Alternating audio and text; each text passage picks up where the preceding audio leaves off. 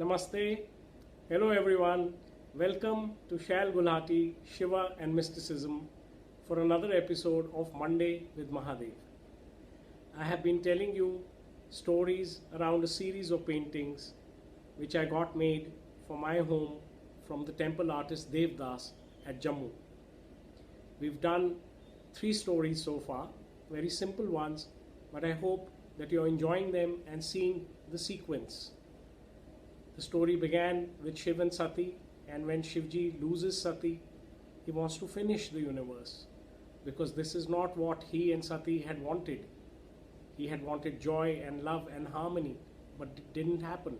The universe went into power play, selfishness, greediness, manipulation, and all those negative traits, and it ended with Sati's death. And at her death, Shiva wanted to finish the world, but in the moment of decision, he forgave the world and abandoned it instead.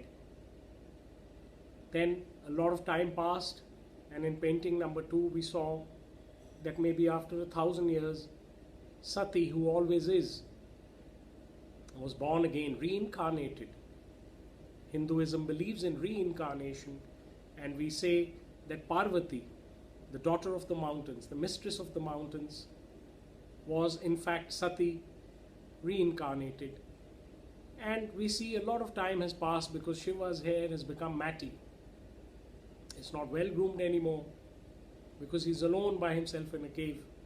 Anyhow, the moment she comes back into his life, the entire atmosphere is full of color. It springs into action. Spring comes, Vasant Ritu comes, and life starts to blossom again. Not just their life, but the life of the universe.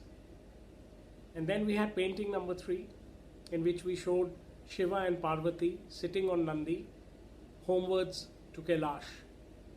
And I told you that it had been a long time since Shiva himself had gone to Kailash.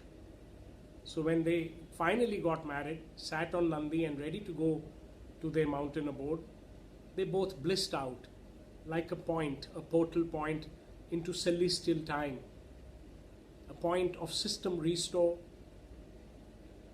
a point which can always get the entire universe back to the happiness of the God creator and his power to create, to a pristine joy of being together. And this can go on for eons, just like Shiva can be in his cave for eons and keep meditating. So the story has to move on. And we have painting number 4, which is this. As we see, Shiva and Parvati are somewhere in their mountain abode, happy with their children. Just like any normal person, just happy with their family.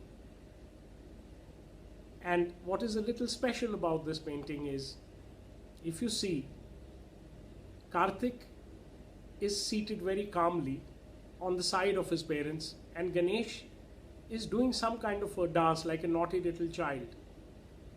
So what's special is, one part is that, there has always been a debate about who's older, Karthik ji or Ganesh ji. And this debate has been going on in various circles, and mostly about 2 hemispheres. The people in the north tend to look to Ganesh ji more, which is alright. Ganesh ji is for everyone, but they start saying that he's older. And the people in the south mostly look to Karthik ji, who's called Murugan, and they say he's older. While it doesn't really matter, because they are both Adi Siddhs, Janam Siddhs. They are the children of the prime god and goddess themselves. But if we go by texts, if we go by tradition, Karthik ji is the firstborn. He is older. And therefore this painting shows that he is sitting with his parents. He's grown older, and he's watching, they are all 3 watching Ganesh ji do some kind of a dance like a child.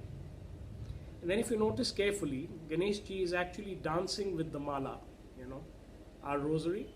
He's swinging it around on his finger, and the kamandalu, which the sadhus keep, the vessel for their water, he's using that also as a prop. With these 2 things, he's doing a little dance.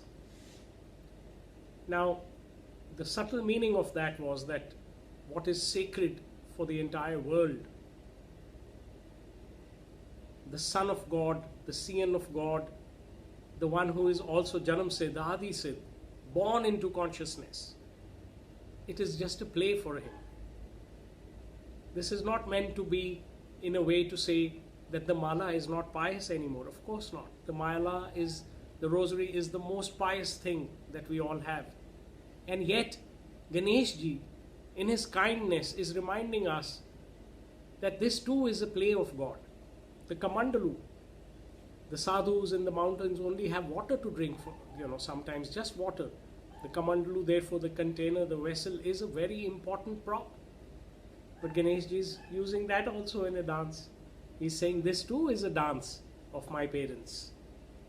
Now this painting gets us closer to what Shiva and Parvati probably wanted in the universe. Not just the happiness of their family, their private family. But if we get into this picture and think of ourselves also as the children of Shiva and Parvati, which we are going to find that out. So this is what the parents want. Just happiness, being by ourselves, dancing around, being happy, sharing joy, nothing more, and being with nature. Think about it.